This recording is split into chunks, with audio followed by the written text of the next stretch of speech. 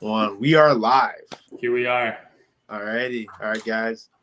This is Don Colioni. You already know what it is. Back with another podcast. You know what I'm saying? Yeah, we're gonna try to roll out a lot more podcasts till the end of the summer. Like, I'm really trying to just get these going in, man. Because I know the average podcast, I just realized, ends at like 12 episodes. So I'm really trying to push through that threshold, keep consistent, all that good stuff. You know what I mean? But you know what? No waste of time. Let's get right into it. We got the special guest here, Paris Demers. Demers. Yeah. Most people, you know, they hit me with the Demers or Dummers or something like that. Demers. Yeah, it's all right. It's a French Canadian name, so most people from the States get a little bit confused. Oh, it's a French name. French Canadian. Yeah. Is it like an accent to it, like Demers or something like that? Or? Yeah, it would be like Demers. Demers. Okay. Demers. Yeah. So most people with the Anglo-Saxon accent tend to mess it up a little bit, but I'm pretty used to it at this point, you know. Do you speak French? So like in Canada, we have something called French immersion, where I don't know if you have like an equivalent. Yeah, you know what's up. So I was in that for like 9 or 10 years, so like I can understand it pretty well. I can write it a little bit. I haven't really kept up with it though, so I'm pretty bad. That's all good. Yeah, don't mind that. That's just my niece in the background. Oh yeah, no problem. Plus, the part of Canada I live in, because I'm over on the west coast, like by Vancouver, people don't really speak a lot of French over here. It's more of a thing out east for sure. Out east. Okay, I think that's sitting here like you hear it here and there, but there's not really much French going on. Yeah, it's more like I think there's a bit of it in Toronto, and then definitely like Quebec and stuff like that as well. Oh yeah. So, like, for people who don't know you, who is Paris?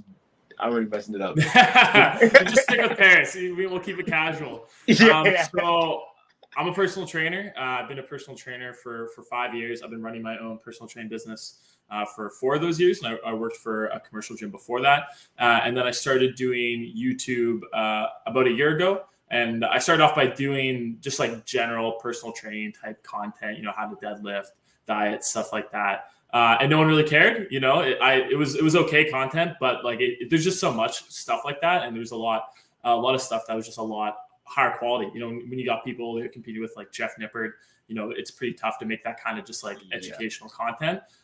So then I started making content more around celebrities, like celebrity fitness, superheroes, stuff like that, because I saw that was a niche that wasn't really being fulfilled in like an educational way. It was mostly people just being like, Chris Hemsworth got really jacked. Check that out. Sweet. But they weren't really providing any insight or any like actionable tips that for someone who's actually like, you know, you're assuming when someone looks something up like that, like how Chris Hemsworth got jacked, they want to know how they can do it as well. They don't want to just learn like exactly what he did. Right. So I tried to take it from more of a stance of like, how can I present the information about the celebrity or whatever superhero, whatever it is, but then present it in a way that actually has some actionable steps and some useful information for whoever's watching it. Kind of like trying to be entertaining while also being educational at the same time, you know?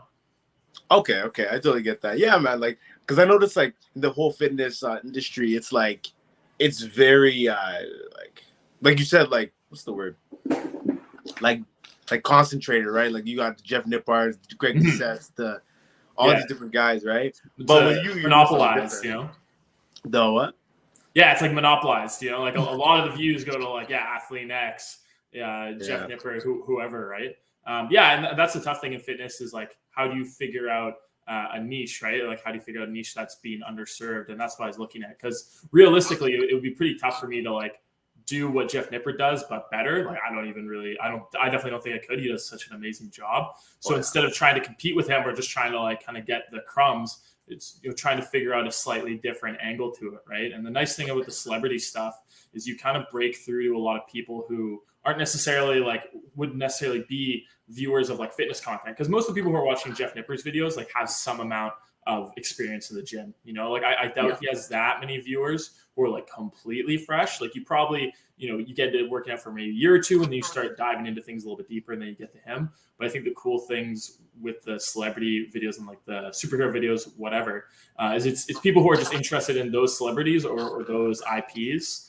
or those franchises, and they might not necessarily be interested in fitness, but then this actually gets them into fitness. Like I've had quite a few people who will message me and they'll be like, oh, I've been working out for 6 months and I never worked out before that because I saw like your Daredevil training program or your Batman training program. And I think that's awesome, you know, because I'm a huge nerd myself. So I'm like, and I used to just like play a bunch of Magic the Gathering video game shit like that. So anytime I see someone who's just like, yo, I've never been active before, but I'm a huge nerd and I'm getting into fitness because of the videos. I think that's super cool. So it's cool to be able to reach non, you know, fitness enthusiasts, you know, maybe get some more people into fitness. Oh yeah, that's awesome, man. Like definitely like when you said about the like how people like when they're watching these fitness content, right? Like with certain people, like for example, I feel like ATHlEANX is for like those people who are like super new and 100%. once they like get experience, they'll be like, oh shit, now I want to know more like specifics. They go Jeff Nippard, they start digging deeper into like the Greg DUCCETTE, all those guys. 100%. You definitely nailed on the head there. Like that's actually really facts. Like and like even with like what you're saying? Yeah, especially with like ATHlEANX, like you can definitely see in the YouTube fitness community, there's kind of like two routes that are taken. Like there's one that's like, I feel like being a little bit more like, I don't know, like authentic and real. Like that's Jeff Nippard. Like he's not really doing any clickbait. Like he's just presenting the information. Yeah.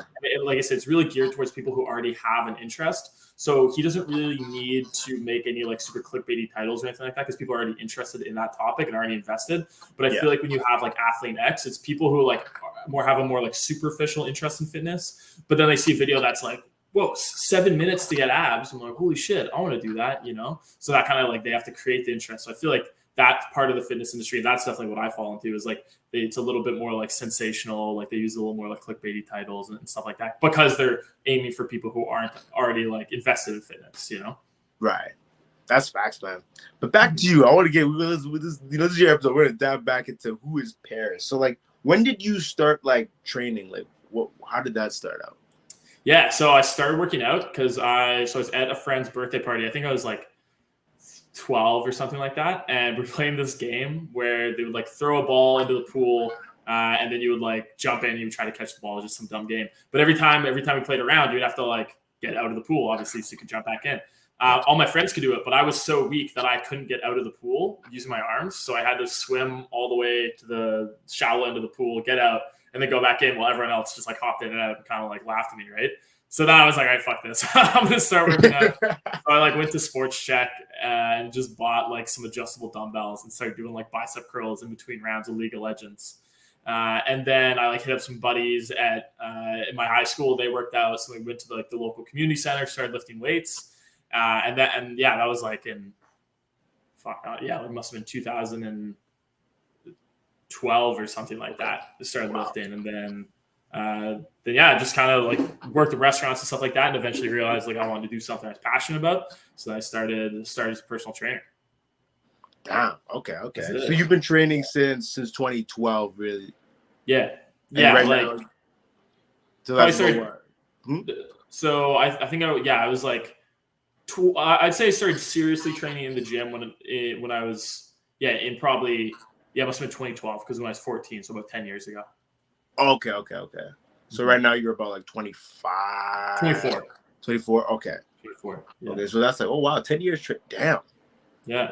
That's been a while. That's been a hot minute. It's been a while. Yeah. It's good though. And I mean, probably for the first, I don't know, like my training has definitely improved over the years. Like pretty much every year as I learn more, especially since I started doing YouTube, because I've learned so much through making all these videos, and as I develop more and take more personal training certifications and stuff, my training has gotten a lot better, and I've started noticing a lot better results over the years. Where at first it was just like you go in, do dips, do bicep curls, like you never really like your training isn't periodized. You're not really training with any real focus. Yeah, progressive overload's all weird. You're training to other, shit like that, right? But it's definitely gotten refined over the years.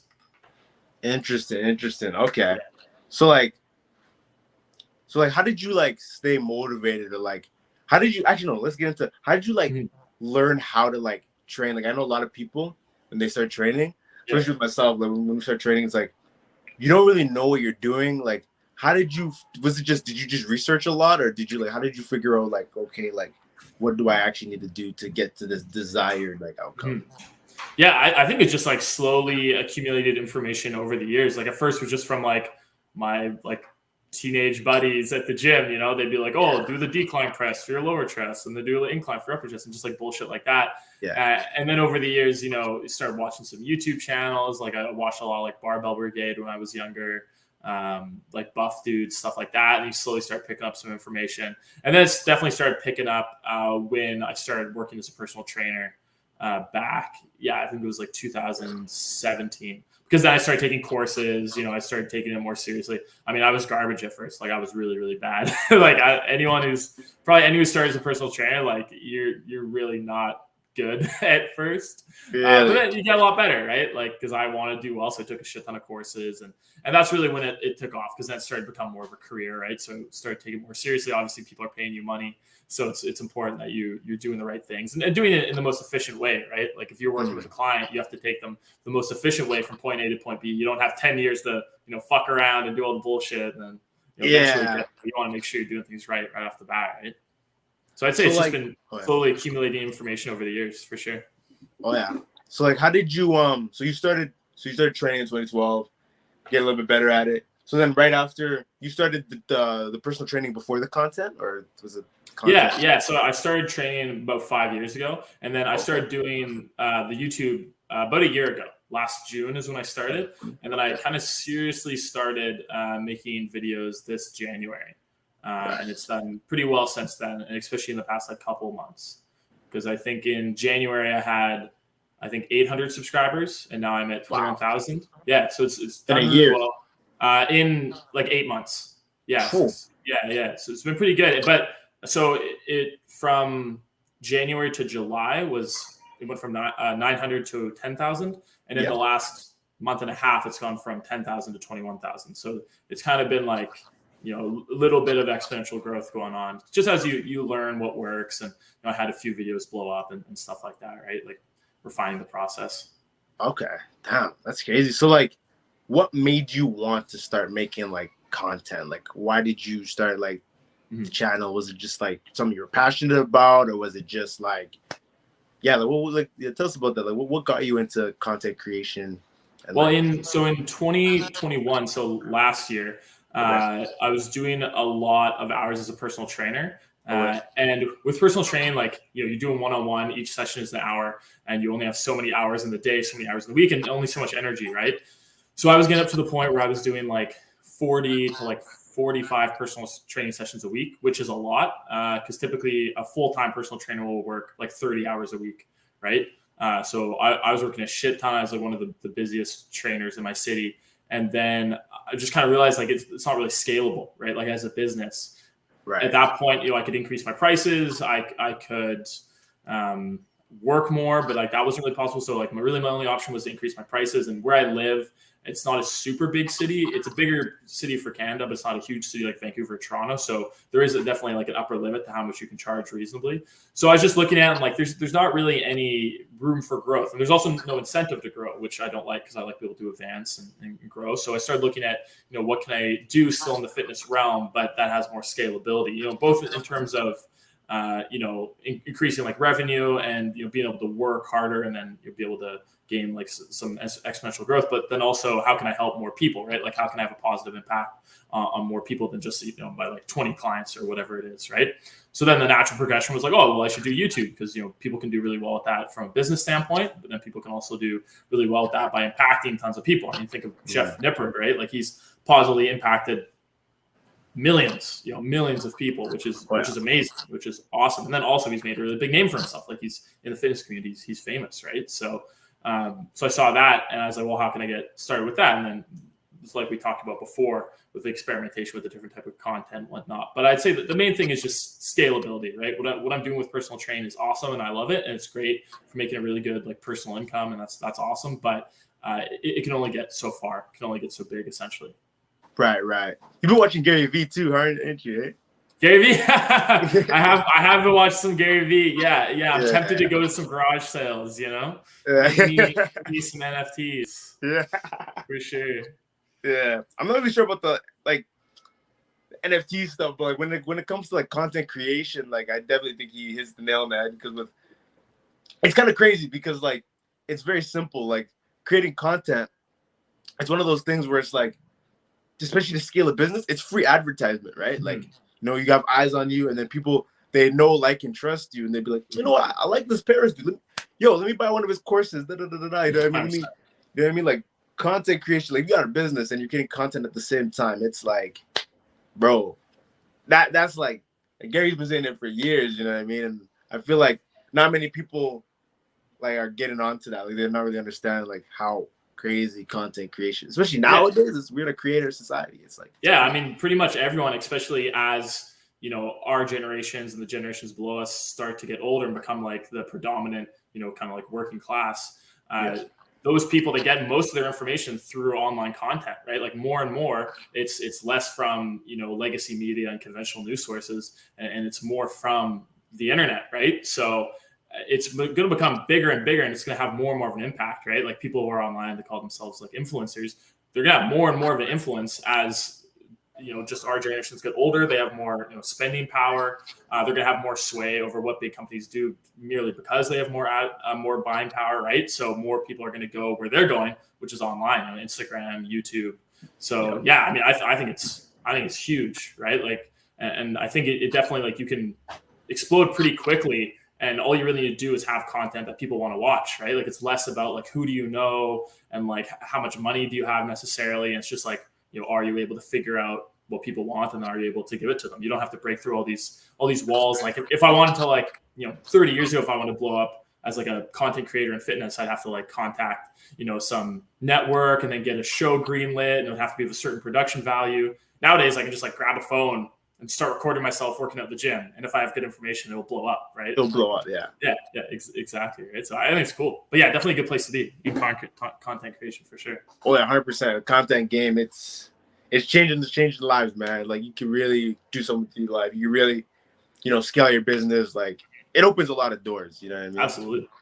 Yeah. We also got some people in the comments, got some fans. It looks like it says, Paris, help me seriously learn the power of sleep. Yo, don't sleep on Paris, but get some for your body. You talked about that a lot in your video, like sleep and all that stuff, eh?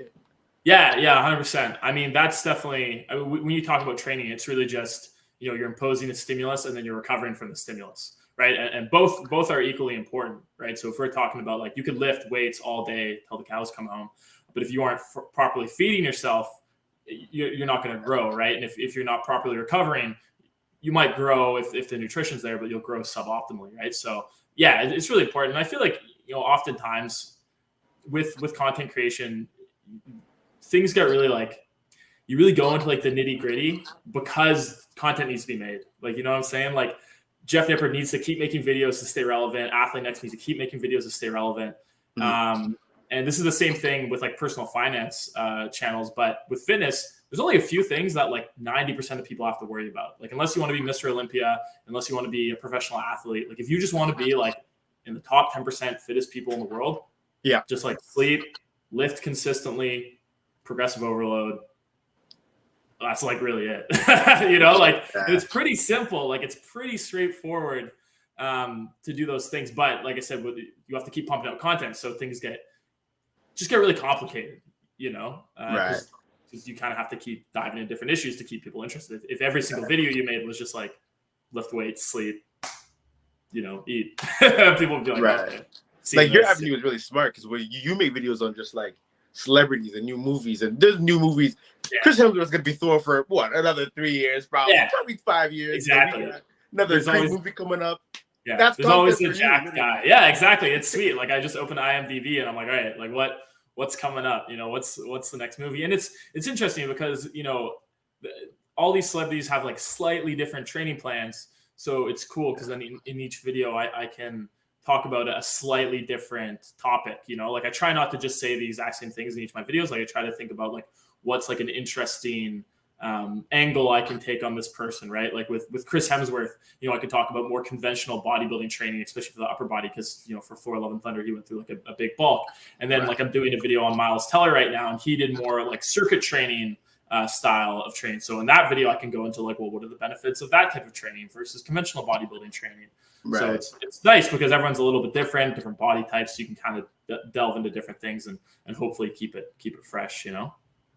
Yeah, I think I stumbled upon your content I thought, what video was it? It was the Creed video, because like Cool. Michael B. Jordan was the one that got me into working out. I saw the first Creed movie. I don't know what it was. I was like, bro, this guy looks cool. I'm trying to be like that. So Cool. Yeah. Dude, coolest guy, man. He's fucking jacked. Yeah, he's awesome. Especially Creed 2. Like, holy moly, this guy, like, it's crazy, man. Like, do you think he's? I don't know. I always wonder. Like, do you think he's natural or like? I talked about that in the video, and like the thing is, I mean, he had a long time to prepare for that movie in that he did like a really big bulk during Black Panther, right? Like he put on a lot of weight and he wasn't that lean in that movie. But then compared to Creed 2, he really just like leaned down. So it's not like he put on a ton of muscle mass in that film. So like it had been over the years, because I think Creed 1 was like 2015 or something like that. It was a while ago now, or maybe 2018 or something like that. I don't remember. It's been a while. I think it's been like at least like 4 years. Yeah. So like he was pretty small in that movie. You know, he was really shredded, but like he wasn't enormous. So like I think he was natural there. And then he really gained a lot of weight for Black Panther. And then he really just shredded down for Creed 2. So like I think it's possible. Like he clearly has good genetics. He has a good trainer. He's able to commit a lot of time to it. And the thing with those movies too, which like can be deceptive, and I'm actually about to make a video on this, is like they use a lot of tricks to make them look a lot more insane than they actually are, right? Like the pump, lighting, dehydration, carb loading. Fuck, I have a list here, but you know, that kind of shit, right? So it's like when you see Michael B. Jordan looking like shredded as hell in those scenes.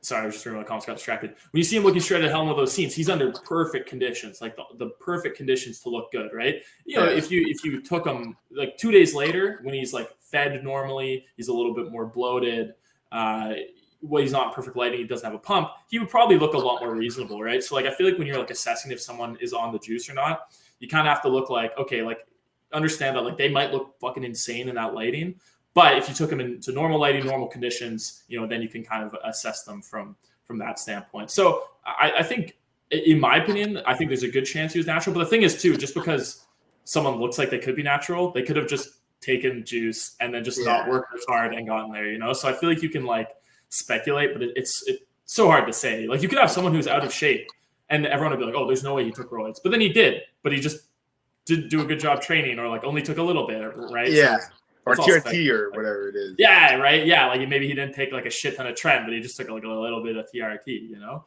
But that's the interesting thing, and it's always interesting speculating on that. The comments are always like, "Oh, this guy took freaking a shit ton of D-ball." I'm like, the big one that always gets me is Chris Pratt. You know, because like Chris Pratt for Guardians of the Galaxy, like he got like pretty. Like, you know, I'm talking about Star-Lord. Yeah. He got like pretty like relatively lean, you know, but he wasn't that big. But then everyone was like, "Yeah, it's really easy if you take a shit ton of trend." And I'm like, "Man, he just lost 60 pounds. Like, you don't need to take trend to lose 60 pounds." But people, they, you know, they like to discredit the hard work of others, because then they're like, well, then I don't need to work hard because, you know, he just took juice to do it. So it's not a reasonable thing to expect for someone. I'm like, well, it is. Losing weight is like not easy, but like it's very doable naturally. Building muscle at a rapid rate and having a lot of muscle is more difficult for sure. And that's where things get sus, you know? Oh yeah. Especially like in those movies too. Like I feel like they do like reps and stuff before like scenes and shit too, eh? Like just to get that pump. Yeah, 100%. Yeah, there's a good video of Alexander Skarsgård for Tarzan, and he's just like shirtless in the jungle with like an easy bar, just like doing curls, like, eating cookies to like stay pumped up. It's funny. That's what you always see like in these behind the scenes clips of celebrities. They're just like lifting weights between cuts. Which it really helps. I mean, a pump, like being dehydrated, having a pump, and then also like carb loading right before, I'll make you look a lot bigger, 100%. Like, you know, anyone who's ever done a cut and then have been like super depleted towards the end of the cut, and then they start bulking and they eat a lot of carbs, they fucking blow up. Yeah, so much bigger, right? Like it's a noticeable difference. Oh, yeah. For sure. Speaking of, let's see, where do I take this? Okay, let's see. Talk about that. Yeah, I'm curious. What's your opinions on like? Because you're a personal trainer, so what's your opinions on like bulking, cutting, and main gaining? I don't know if you watched. Greg DUCCETTE talks about main gaining. What's your opinion on all these things? Yeah, so I mean, the person who I go to for a lot of fitness information is Dr. Mike Israetel. Renaissance periodization. Personally, I don't think Greg is the best source of information. Really? For one, it's because he's like incredibly biased. Okay. Because of his supplement company, right? Like he's trying to sell supplements, and everything kind of flows back into that, which I think makes it hard to completely trust his opinion. Right. And which, I mean, the same could be said for me as well, for sure. You know, like I'm sponsored by like SuperX, like I'm sponsored by On It. So like, you know, I'm also biased because like I have affiliate links with these companies and stuff like that. But I really like Dr. Mike Israetel because he just really seems like he's out to give people good information. And he's never really trying to sell anything beyond his like diet training app, which he like pushes very lightly and tells people they don't even really need. So I think even just from that standpoint of like looking at like who has more of an incentive to like portray information in a certain way, I think Dr. Mike Israetel has less of an incentive to present information in a way that would like benefit him financially. And then also, I don't actually know what Greg's education is, but I know Dr. Mike Israetel is like incredibly well educated, and well versed in the research and everything like that. Because I've seen a lot of clips, Greg saying stuff that just like seems motivated by like sales and just seems a little like salesy and suspect. Yeah, not that his information is bad. Like I think a lot of his stuff is good. I just think when it's getting down like the nitty gritty, I would rather listen to Dr. Mike Israetel. So to answer your question, Dr. Mike Israetel is he's a fan of bulking for sure. So I definitely agree with him on that front. I think you're going to leave muscle gains on the table. Like if we're talking like a 10-year span and in 10 years, you want to get as big as possible. I think if you main gain that whole time, you'll definitely have less like long-term muscle growth than if you were to go through like, you know, big periods of like bulking up and then cutting down. I think part of that reason, like I'm not a scientist, you know, to really dive into this stuff, you want to go watch like Dr. Mike Israetel or like Jeff Nippard. Those guys are great. But you know, when you're in a bulk, like you can, and you're in a big calorie surplus, like one of the things you can do is lift a lot more weight. Partially because you're in a huge surplus, but also because like your leverage has become more beneficial for lifting a lot of weights, just when you're heavy, right? And like a big part of what creates hypertrophy, muscle growth, is mechanical tension, right? So if you have more tension going through the muscle, if you're lifting more weight, and you can handle that if you're bigger, if you're heavier, if you're in a big calorie surplus, because you have so much energy going through your system. And I think if you're main gaining and you like never go into that state of just being like really hypercaloric, I just don't think you would see those same benefits. And also, if you're always like teetering on the edge of like just barely being in a calorie surplus, you know, tracking isn't the most accurate thing in the world. So if you're just trying to be in like 150 calorie surplus, there's probably gonna be a lot of days where you just like aren't in a surplus, or maybe you're in like a little bit more of a surplus. Yeah.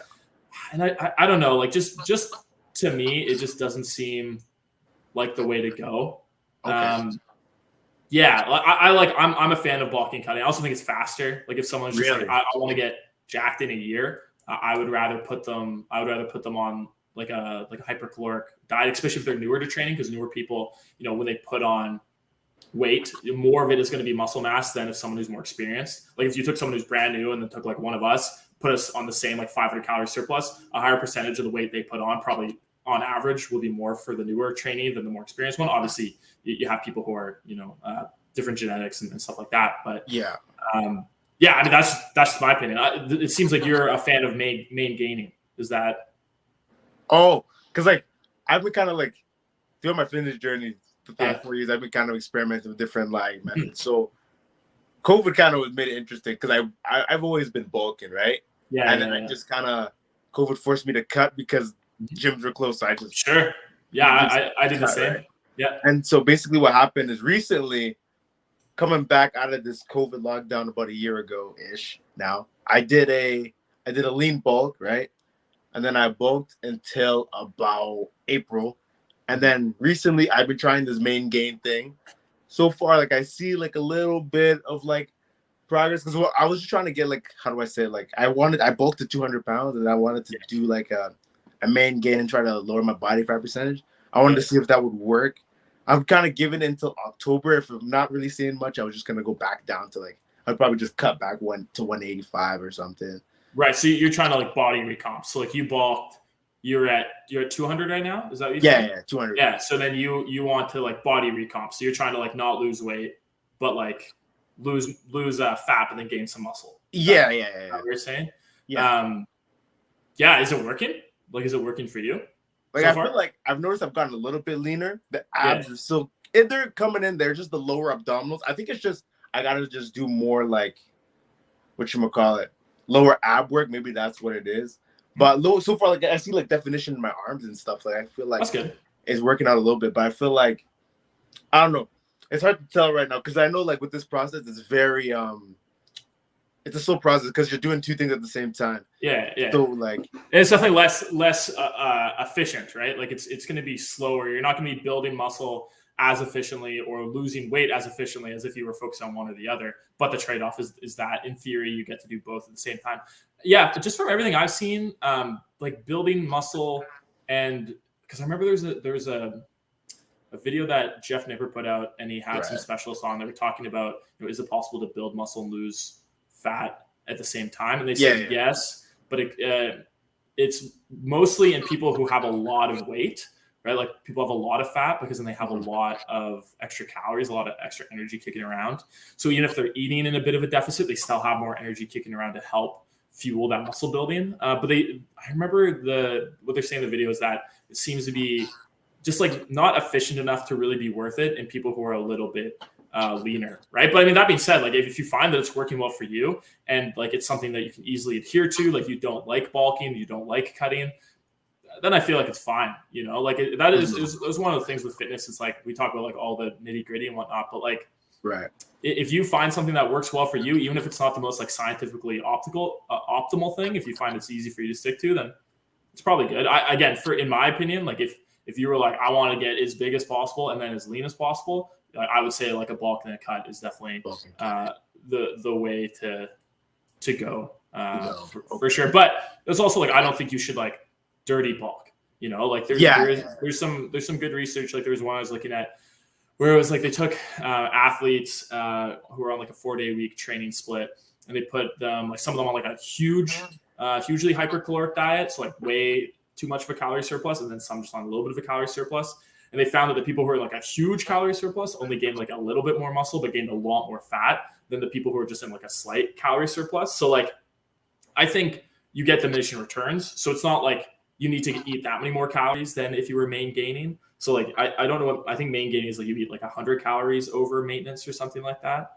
Like it's not, it's not, I don't know. I don't know. I haven't really like looked at a ton. I was just doing like maintenance calories and then like maybe like slightly, like it's usually really accurate. It's like, you know, like in that maintenance kind of, you know, for sure. Yeah. I mean, for me, like, I feel like if you're eating a maintenance, cause a lot of like what Dr. Mike Israel talks about is like, so you go through like a period of like, you either gain a much weight, you lose a lot of weight. Right. And because of like homeostasis after a cut or a bulk, your body has a pull to go back to where it was, right? Your body kind of wants to keep things neutral. Like it wants to stay where it is. It's always fighting to stay where it is, right? So after a cut or a bulk, it's going to try to return to normal weight. So you would do a maintenance period to like maintain the progress that you've made, right? Like from what I've seen, what a lot of people talk about is like when you're doing a maintenance period, it's not really to like create change. It's just to kind of like solidify, you know, where you've gone, or like solidify where you are now from where you were a second ago. You know what I'm saying? Like after a bulk or a cut.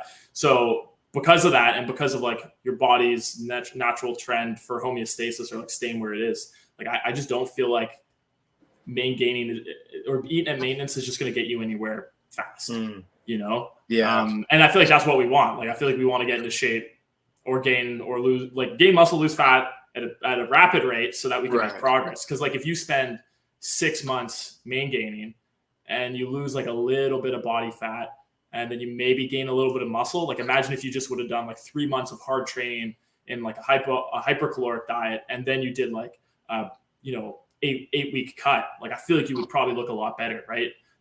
Versus kind of just like fucking around and maybe not getting anything done. That's just my opinion. I mean, I could 100% be wrong. Like that's just how I think about it and just kind of how I'm interpreting what I've learned, you know? Okay. Yeah, definitely. Yeah, you make a good point. Yeah, like definitely. I don't know. I'm kind of just like trying out this main gain thing. I heard Greg talk about experiment, right? experiment. Yeah. Well, because different things work for different people too. So like, if you're doing something that works for you, like, who am I to say like, oh, well, that's not what the freaking literature says, or like, if you're doing something that works for you, like, you might be an anomaly too. Even if there's a rule, there's always exceptions to the rule too, right? So like, who knows? We should, if it's okay, Armored FX asked a question. Yeah. Oh, so we should answer it. So it said, actually, I have a question for Paris. I've been tracking calories now, cut right now. So my macro goal is set to a 20% calorie deficit. Most days I find myself never hitting that goal and under eating. Is that okay? I'm eating under my goal since I'm trying to lose weight. I would say you definitely don't want to eat, because so when you're doing a cut, you're not only trying to lose weight. I'm assuming you're also trying to maintain muscle mass, right? So like when you're doing a cut, it isn't just to lose fat. You also want to maintain muscle, because you want it. The end result, you want to be as muscular as possible while being as lean as possible. I'm assuming that's like why most people do it, right? Wow. So you have to structure your cut so that you're working towards both those goals: maintaining as much muscle mass, losing as much fat. So with that goal in mind, you want to eat as much as possible while still losing weight, so that you still have the energy, not only to like adhere to the diet, because if you're in a huge calorie deficit, it's going to suck, and also your hormones are going to go to shit. But if you don't have enough energy, you're not going to be able to maintain your weight training volume. And since weight training is the stimulus that helps you maintain muscle mass, right? Like when you lift weights, that gives your body a reason to hold on to muscle mass. And when you're in a huge calorie deficit, it creates a very catabolic state, right? Like your body wants to lose muscle mass, so you need to give it a reason to hold on to muscle mass through lifting weights. And if you don't have the energy to maintain, a reasonable volume of weightlifting, you're going to lose a lot of muscle mass, right? So if you're eating, 500 calories under what like a calorie deficit would be to have you lose maybe like a pound a week or something like that, that's 500 calories less a day that you could spend towards weightlifting, right? So you're going to end up being, more lethargic, low energy. Your NEAT is going to go down, which is non-exercise thermogenic activity or something like that, where you're going to start moving around less. Your core temperature might drop and stuff like that, so you'll be burning less calories. Your hormones will kind of get fucked up too. Right. So it's very long-winded, but I would say that is bad. Yeah, like usually during a cut, you're trying to think like you want to eat as much as you can while still losing weight at a reasonable pace. Like usually trying to lose weight at about like 0.5 to like 1% of your overall body mass per week in pounds is usually where you want to be.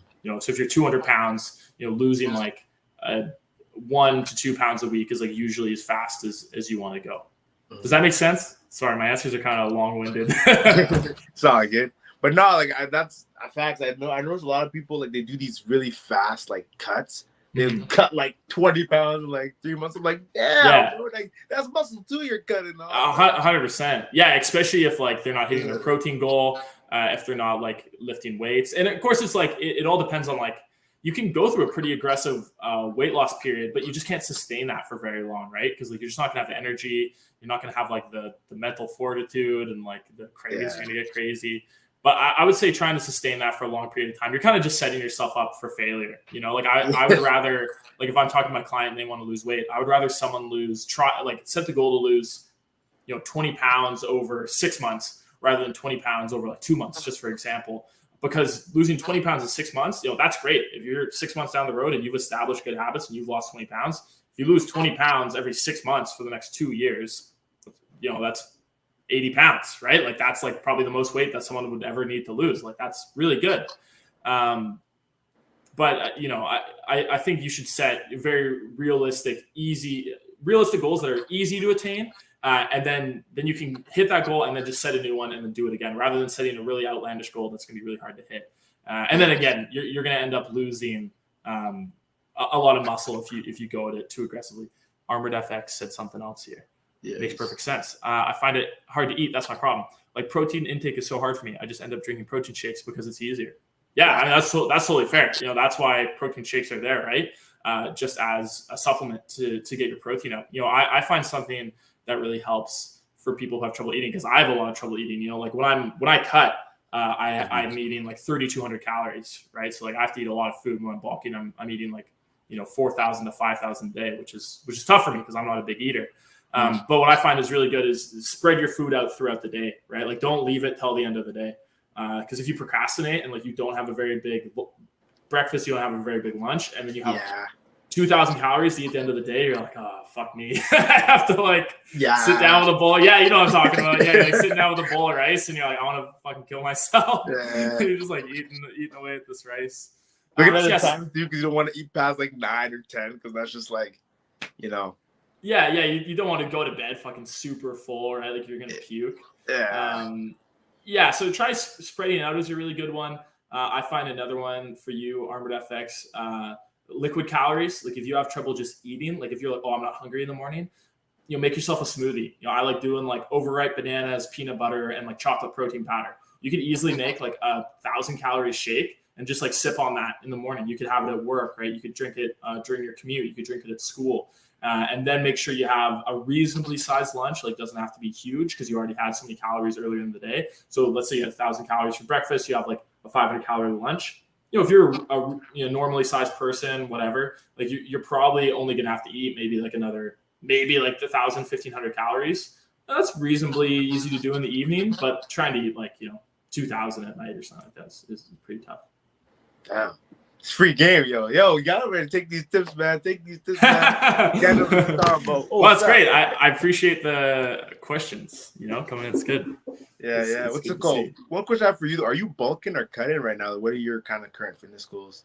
Yeah, so I'm bulking right now. So like I'm doing like a high volume bodybuilding plan. I'm on the 6th week right now. So I'm doing nice. Yeah. Sorry, you just responded there. Yeah, no problem. I hope that goes well. Let me know, Armored FX. Let me know how that goes for you. You can hit me up on Instagram or comment on one of the videos.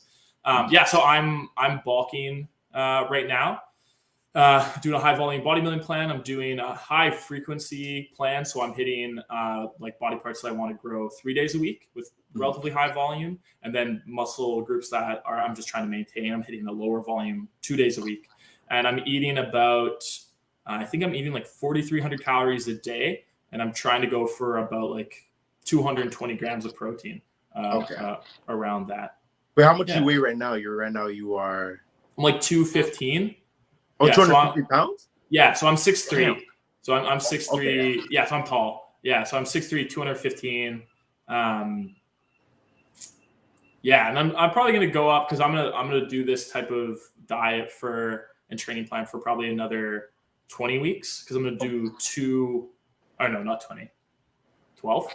Yeah, 12, because I want to do 2 8-week blocks of training broken up by a little bit of a deload, and then I'm gonna cut after that. Okay. Yeah, when you're taller, I find when you're taller and you're like the 200 pounds, it affects people differently. I know if you're shorter, you'll just look kind of like bigger, but if you're taller, it's kind of nice when you're taller though, because I don't know how to explain, but it like evens out better. Like you can hold up, you can be a lot heavier, right? Like, I was last winter, I was 240, and I was like, I was definitely like fluffier. But I didn't look fat, I still looked relatively athletic just because I'm tall, Yeah. So you definitely spreads out more. But on the other hand, when I'm 200 pounds, I'm fucking skinny as hell. Like you really look small. So it's you win some, you lose some kind of thing, like if you're 6'3", and like for me, like I don't really have like the frame of like a really big guy. Like, some guys are tall, but they're also big.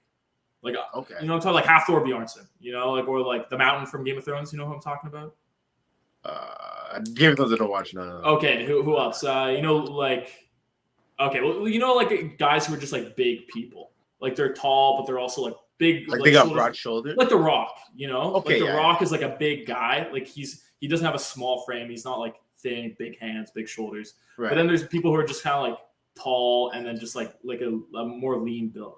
And that's me. Like I'm not actually like a huge guy, but I'm just taller. So for me, it's hard to get like really big. Where I have some buddies who are like 5'11", but they have like really thick builds. They got like wide shoulders. They got like really big hands, forearms, everything like that. So they just go freaking blow up. So it's just slightly different training, right? For those guys, I find some of my friends who are trainers who have those type of body types, they do end up doing a lot more conditioning. They end up trying to like cut a lot more. Where for me, I'm just like constantly bulking because I'm like, they want abs, I want arms, and we're always like trying to like get what the other person has. Oh yeah, it's one of those things like the little trade-off thing. Yeah. Exactly. What are you working on right now? Me, what am I working on right now? Right now, because you're doing your main gaining, right? But what are you doing for your training? Oh, I'm on the push-pull legs right now. Oh, nice. Yeah, push-pull legs. I just been doing the main gain thing. The main thing I wanted to get out of the main gain was just like, I just really wanted the abs to show. Like, I feel like my arms, everything, like I already have what I want. It's just the abs. Yeah. Yeah, that's good. I mean, just keep working on it, and then I feel like just keep doing it. And if that gets you where you want to go, or if you're like making progress towards it, that's awesome. And if not, you could always try doing like a little bit more of a deficit, right, and see if that gets you there. Because the thing is like if you just want abs but you're good with everything else, I mean, you look like you're already relatively lean. So like I bet you would only need to do like a calorie deficit for like maybe 8 weeks. Like I bet if you did like a reasonable calorie deficit for like 6 weeks, you'd have abs. You know what I'm saying? Yeah. Versus like doing main gaining. It's like if you're already happy with where everything else is, like why do you really need to even build muscle? You know, like why do you need a system that's going to build muscle and lose fat really like ineffectively, but do it at the same time when all you want to do is lose fat, right? Like you could just do a plan that like preserves muscle mass and then sheds body fat. Then. Yeah, I'll definitely start looking into more of that stuff. I'm gonna. Yeah, if I'm not happy with the abs by like October or even like late September, I'm gonna try and probably find a program to cut. Switch it up. Yeah, I mean it's pretty basic because if you're already like eating at maintenance, like you don't even really need to change anything. Like just cut off 200 calories. Do that for 2 weeks, and like, do you start to lose weight? Yes, leave it. No, another 100 calories. You know, do you start to lose weight? No, and then you just kind of do that, right? Like you don't need a whole different plan. Like you can keep doing push-pull legs. Like you can keep doing exactly what you're doing. Just cut off a couple calories and just see if that starts getting you where you want to go. You know? Pretty basic. You know? 100%. Yeah, I'll definitely look into that though. Still, yeah, for sure, man. Yeah, but it's a good experiment. It's like you said, right? Like see what works for you, and it's just fun as like a fitness enthusiast to like just try things out and see what works, right? Yeah, definitely. I definitely on this fitness journey, I put myself like as like a guinea pig. I was just because since I started, I've been just trying everything, bro. I was just like, I'm like that, like those mad scientists in the lab just conducting experiments on themselves. Like, that's really much me. I've just been trying to try everything. Yeah, man. Except for steroids, not that. I'm not. Yeah. Try everything. I'm doing D-ball this week, and I'm doing Anavar next week. Dude, it's so sweet. Yeah, I mean, that's sweet. Yeah, it's cool to try different things. Then you have a little bit of experience, right? And then you, especially if you're talking about fitness, then it's cool to have like a little bit of like, oh, I did push-pull legs. You're like, oh, I did a full body routine, right? And then you have more stuff to talk about, which is sweet. Oh yeah.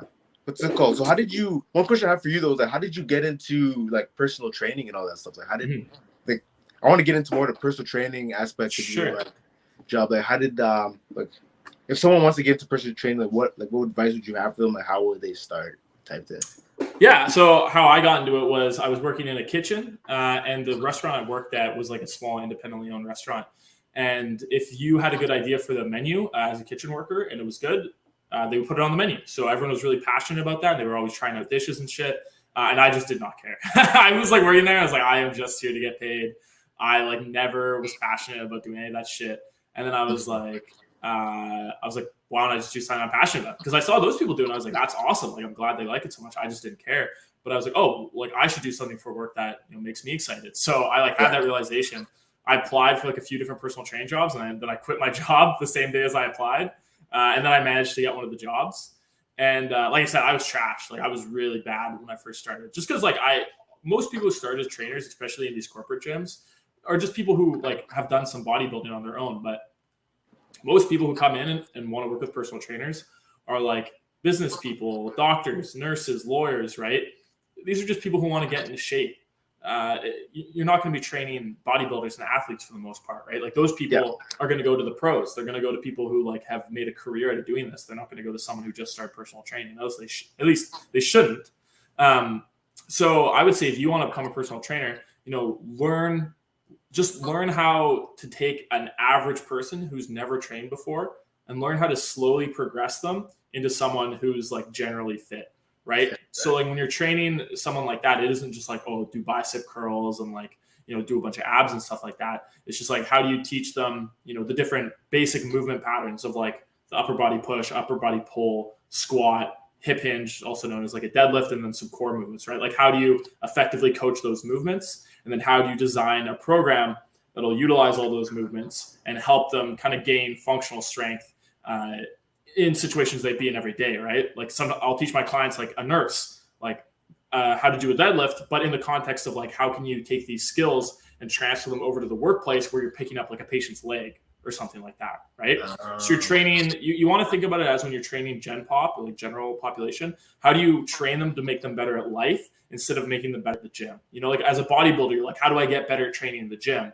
Well, that's not really what you want. You want to think like, okay, you want to be like, if you're, let's say I'm training a guy and he has a kid, right? Like you want to be able to lift up your kid. You don't want to get hurt when you're playing with her. You want to be alive when she's 40 and you're 80, right? Yeah. So like, that would be like, you know, good balance and stability work, good cardiovascular work to keep you alive, good diet.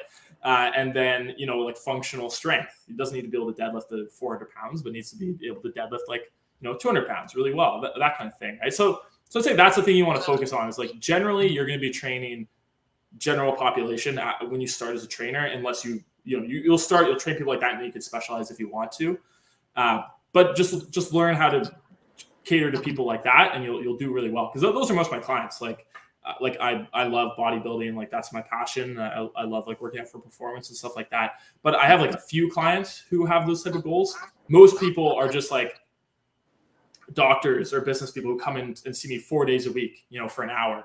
And they just want to be like, you know, keep me alive kind of thing, right? Like I will not work out on my own, you know, make me work out and make me like slightly better at life. Slightly better at life, yeah. Yeah. Okay. So like, what do you think is the most optimal way to like have a career as a personal trainer? Like a lot of people, because like I've seen a lot of different methods. Like there's like you can sell courses, or you do one-on-one consultation, or is it like is like courses better, or do you just do like consultations, or like how is it, like how do you make it like so it's like lucrative? You know, like I feel like in my opinion, like the most lucrative is like kind of what you're doing, because I'm guessing you do like online and you in person type deal, hey? Yeah, so like what do you think is like the most optimal way to like start up a training business, like with courses, or is it just? I think it really depends on like what you mean by optimal, you know? Like if I was to say what is the most like enjoyable way to be a personal trainer, I would say it's one-on-one personal training. Like, okay, it's a chill job, like especially for me, like since I've been training people for so long, like some of my clients I've been training for almost 5 years, right? So like we're just friends essentially, you know, like we have a professional relationship, but we get along really well. So like, you know, I only work in the mornings now because I've scaled down my one-on-one training so I can do more of the online stuff. But like, you know, I look at my calendar and it's not like 5 hours of work. It's like, 5 hours of seeing people who I like and like helping them improve. So like, it doesn't really, it is work, but it doesn't really feel like work, right? And personal trainers, you know, once you get a good business going, assuming that you run the show yourself and take most of the profits, it's pretty profitable. Like you make a good living compared to a lot of other jobs, especially in, you know, bigger cities. You know, maybe in rural areas, not really, but as long as you live somewhere like Vancouver, LA, you know, even a bigger city in some of the States probably pays pretty well too, but especially if you're in those big metropolitan areas, you do really well. So I would say that in terms of optimal, in terms of like, you know, you're active with your job because you're in the gym, like it's very social, which I think is healthy. And then you make a good amount of money. Like that's a pretty good way of going at it. But if you have aspirations of like being, you know, an entrepreneur or like really making it, you know, like being an influencer or making a lot of money, that is not the most optimal way to go because it doesn't scale, right? Like you have to think about how your time can scale, because with a personal trainer, you often fall into the trap of like trading, you know, X amount of dollars for X amount of your time, right? Yeah. Eventually you'll just run out of time and then you stop getting dollars. So if you're talking like optimal as in like how do you make as much money as possible? Yeah, it's probably then doing something online where you market yourself and then sell programs. If you're talking about most money possible in the grand scheme of things, it's probably doing something like VShred or something like that, where you market fitness services to people who don't work out.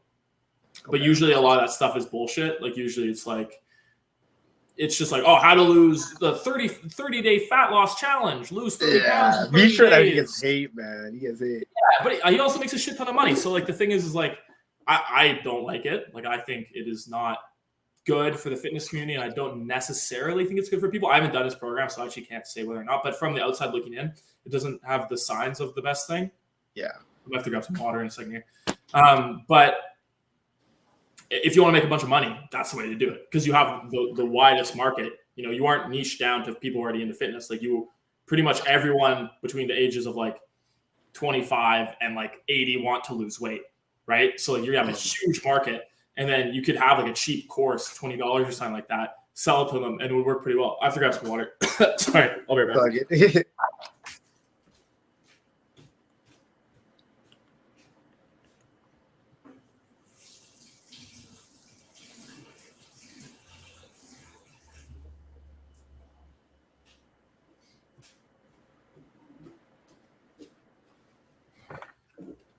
Okay, sorry about that. All right. Sorry. But yeah, so I definitely think it just depends on, you know, what optimal means to you, right? Like, do you want to positively impact the most number of people in the world? Probably want to do maybe something like Jeff Nippard, where you're like, you know, very authentic. You know, it's his information. Like, I don't think it's super biased, because he doesn't have like a ton of financial incentive to present things in a certain way. But he probably makes less money than someone like Greg Doucette. He definitely makes less money than someone like Greg Doucette or V Shredder, right? Who are a little bit more about, I would say V Shred is definitely more about like on the money making end of things. Yeah. And then if we go down that spectrum, then we'll have like ATHlEANX and Greg Doucette, who are like, have good information, but are definitely trying to make some cash, you know? And then you have, you know, people like Dr. Mike Israetel, who like maybe makes a bit of money from it, but like, I doubt he's bringing in a ton, you know, because he's not pushing things that hard.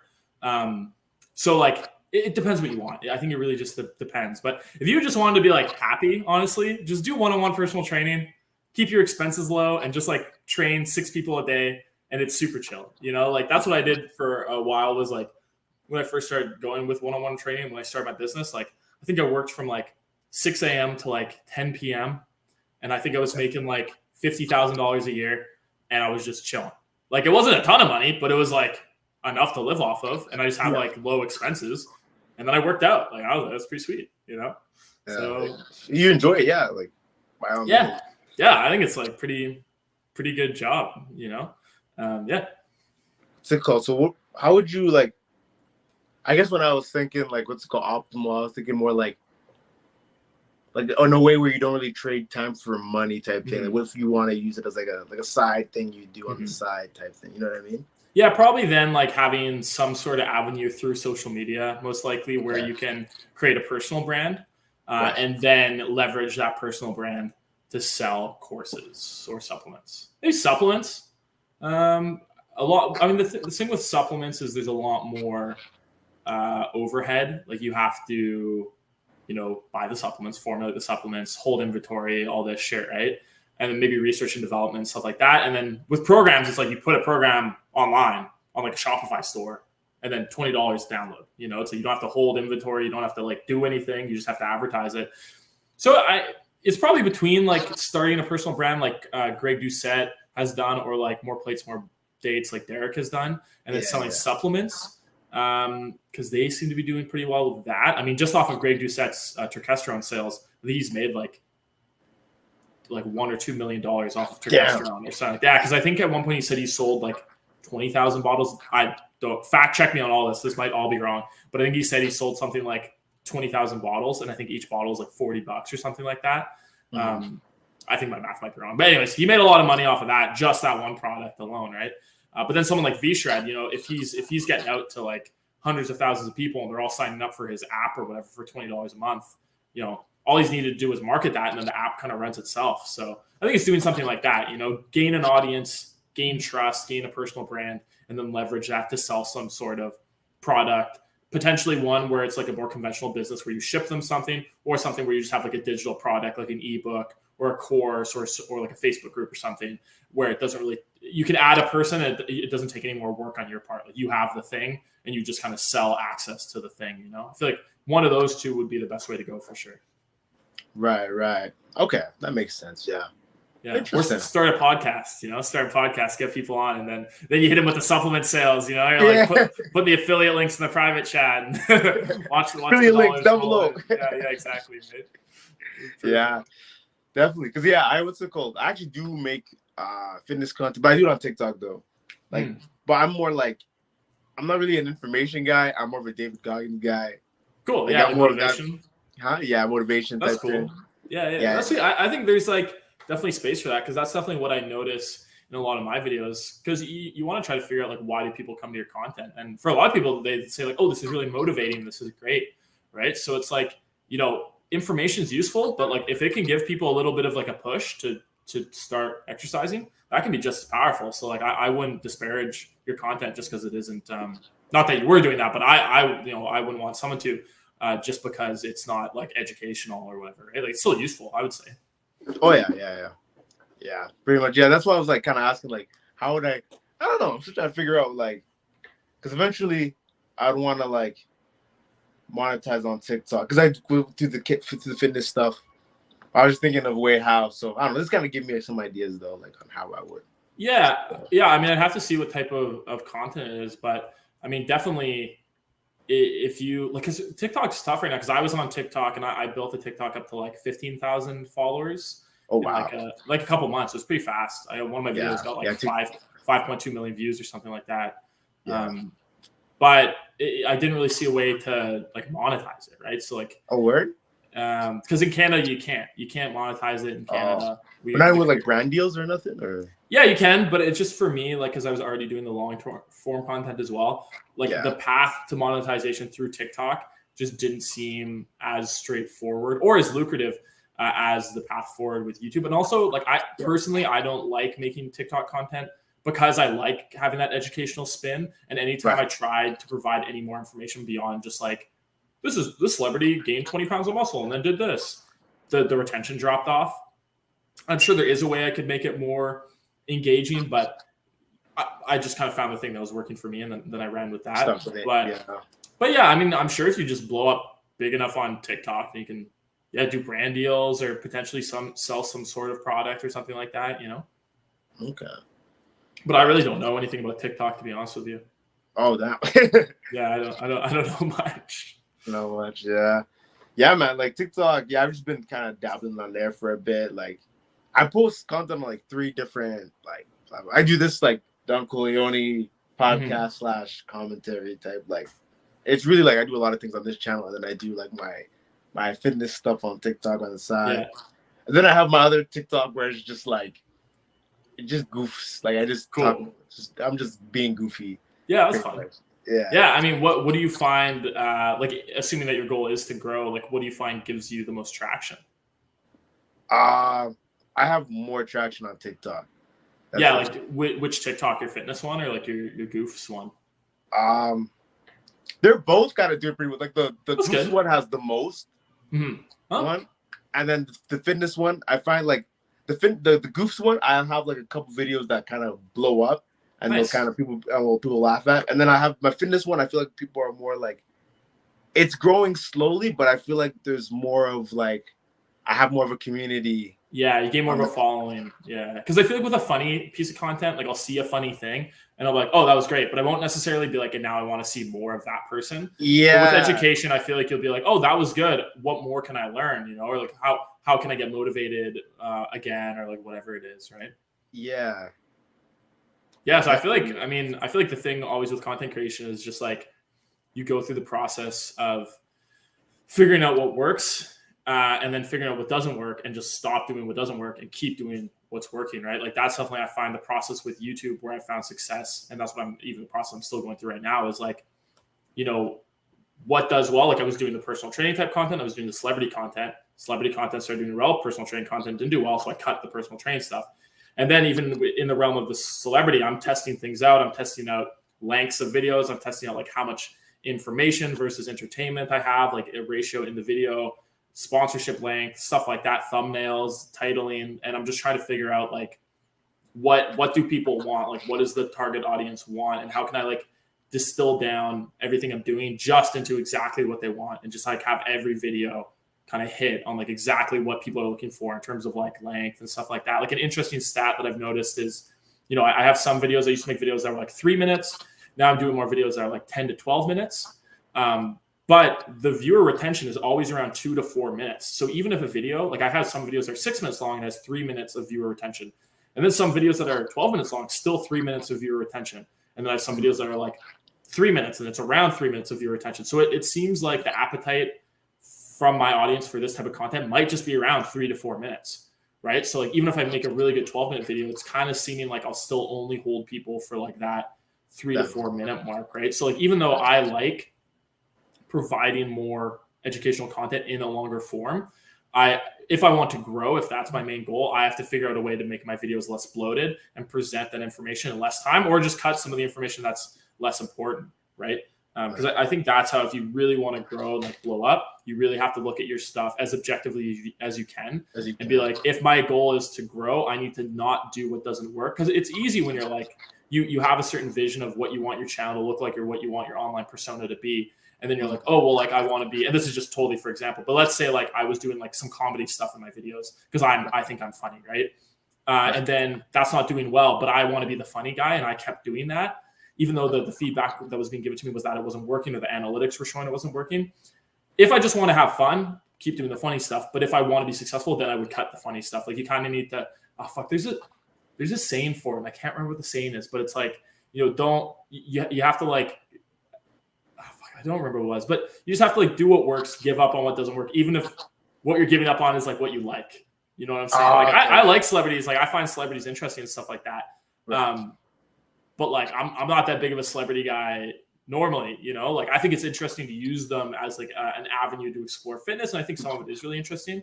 Right. But I'm not like huge into like worshiping celebrities and stuff like that. Yeah. So I've kind of taken, even though that's not my favorite thing, I think it's a really great avenue to share fitness information with people. So I've kind of taken the L of having to learn and talk about celebrities all the time to give people solid information on fitness, right? So it's a bit of a compromise. But it looks like people like it though. Like, yeah, people really like it for celebrity stuff. Yeah, for sure. Yeah, and I don't mind it too. But it's definitely like I feel like you just do. If you want to succeed, you do what works, right? You gotta follow the trends essentially. Oh yeah, definitely following trends and all that. Mm-hmm. See what else do I got here for you? We talk about a lot of stuff. That's been good. Oh yeah, we'll probably close this up in a little bit. Sure. I'll probably see. Let's jump into like, how do you like? So a lot of people, when it comes to this fitness stuff, right? Like, I get a lot of questions. Like people, like friends of mine, people DM me sometimes. They ask me like. How do I stay motivated? Like, how do you stay in the gym? Like, you know what I mean? Like, I don't know. It's hard to tell people, like, how do you, like, because I feel like motivation, it changes over time. Like, my reason for working out back then is not the same now. So from your perspective, like, how do you feel like people could be motivated to go to the gym? Like, what advice would you have? Yeah, I would say, for one, it's like you said, like, have a clear image of what your reason is for working out, right? Like, whether it is, like, like I want to do better with girls. I want people to respect me. Like I want to be strong and capable. Like have a good reason that's going to motivate you. That isn't just, well, I want to be fit. It's like, yeah, but why do you want to be fit, right? Like you want to go into a little bit, because then that's a more powerful driving force, right? And then if you can work to over time have that become part of your identity, it's a lot stronger, right? Like for me, I'm someone who works out, right? Like in my head, I have my identity as like I'm health conscious. I'm someone who works out. So if someone says like, hey, it's a Tuesday, you want to go get blackout drunk, I'm not even tempted, because I'm like, that's not me. Like that's just not something that I do, because that's not part of my like persona, So like once you figure out like a deep seated reason why you want to be fit, and then slowly over time you really like I don't know what I'm trying to say, but like you really become that person. So like you don't even like consider doing things that are unhealthy. That's more like long term. But I would say definitely something to help keep you motivated is make sure that your goal is realistic, and then also making sure that whatever plan you put in place is pretty reasonable. It's pretty attainable. It's like we talked about with the fat loss earlier, right? It's going to be pretty hard to maintain motivation if you're trying to lose 30 pounds in 30 days, right? Because that's just such a difficult goal. You're going to need a really high level of motivation to keep that going. But if you have a more reasonable goal, right, that can tolerate a little bit of failure along the way, or a little bit up and down, it's gonna be a lot easier to stay motivated, because you don't have to stay insanely motivated every single day. You can have bad days and still achieve your goals, right? So like, for instance, if someone came to me and they're like, I want to start getting in shape and I want to work out, and I've never worked out before, I would say work out 2 days a week, right? Like start by going to the gym for 30 minutes, 2 days a week, right? And they're like, oh, well, that's not very much. I'm like, well, good, then do it. do it for a month, do it for 2 months, right? And then once you do that, that's a win under your belt. You've built some confidence in yourself. You've started to become that person who you want to be. You started to gain that motivation. And then you can take that to kind of build on top of it and go from there. Because I think a lot of times when people lose motivation, it's because they set too lofty of a goal, right? Like, it's not that they don't want it. It's just that the ratio of like what they want or how bad they want it and how much they have to do to get that thing is just, it's just off, right? Yeah. So I would say that's it for sure. That's definitely an interesting way of looking at it. Yeah, like how bad you want it and how much you have to do for it is like, it's an incongruency there. Like, it's like, oh, snap. That's definitely interesting. See, also, what you're saying? No, go ahead. Oh, I was gonna also ask like, any advice for anyone that wants to start like personal training? Like, what advice would you like give them? I would say find, for one, like a good personal training course. Like, that's not the end all be all because you definitely need to learn a lot outside of that. But try to find a high quality one for sure. In person is really good. Like, if you're able to actually not just do a course online, but actually do a live in person course, that's really good. And then, like I said, really nail your basics. Like, really learn how to coach, upper body pushing movements like a bench press, overhead press. You'll learn how to coach a row, learn how to coach a deadlift and a squat, because that's what you're going to be teaching every single person. Like, your first month, sorry, it's just going to be hammering away at those movements until they're perfect. So some people aren't going to respond to the same cues as others. Some people are going to take more time on something. Some people won't understand things if you explain it a certain way. So you kind of need to develop multiple ways of explaining the same concepts until you find one that works for them, right? Yeah. So just get really efficient at teaching the basics. The basics in terms of those basic movements, the basics in terms of cardiovascular fitness, the basics in terms of sleep and diet, right? Like, don't worry about fancy supplementation. Don't worry about fancy training techniques, any crazy training programs. Just learn how to guide someone through a really basic full body, like 2 or 3 day a week training program. Learn how to help them work through really basic stuff with their nutrition, stuff like that. Because if you can get really good at helping people nail the basics, you're going to be able to work with like 80% of people. Because 80% of people, if they just nailed the basics, they would reach their goals. Because most people don't have insane goals. Most people who come to you looking for personal training it's like a 45-year-old woman who wants to lose 20 pounds in 6 months or like whatever, right? Like, it's not insane. And if you just help that person and guide them towards doing the basics really well, mastering the basics, they'll be good and they'll be really thrilled. So that's what I would say. Don't overcomplicate it. Master the basics, and then you'll be singing. You'll be good. All right. Yeah, that definitely makes a lot of sense. Also, what advice would you have someone creating content? Like, would you say anything? Yeah, I would say before, like, if you want to do it and be successful, you need to really look. It's just like when you're starting a business. Like, you need to find like a niche. You need to find a problem, or you need to find an area that isn't being served, and then you need to be the best person at serving that area, right? So, like, if it's like celebrity fitness content, I saw that there weren't a ton of people doing it, and the people who were doing it, I felt weren't doing as good of a job as someone else could do. So then I thought, okay, there's a bit of an opportunity here versus standard, advanced training content. I looked at like, okay, well, like Dr. Mike Israetel and Jeff NIPPARD are doing it. Can I do it better than them? No, I can't. Or at least it would take me a long time to be able to do it at their level or better than them. So I just said, well, I'm not going to do that because that's going to be an uphill battle. Like, make things easier on yourself, right? So it's the same thing with like you find like a bit of a niche, and then just trial and error, and just really look at like your analytics, look at how look at your comments, look at how people are responding to it, and just cut what doesn't work and just do what works. Again, if you just want to be successful, then that's the way to go about it for sure. Oh yeah. And in closing, like, where can we find Paris? What are you up to? Like, tell us, like, kind of just promote yourself right here. For sure. Yeah.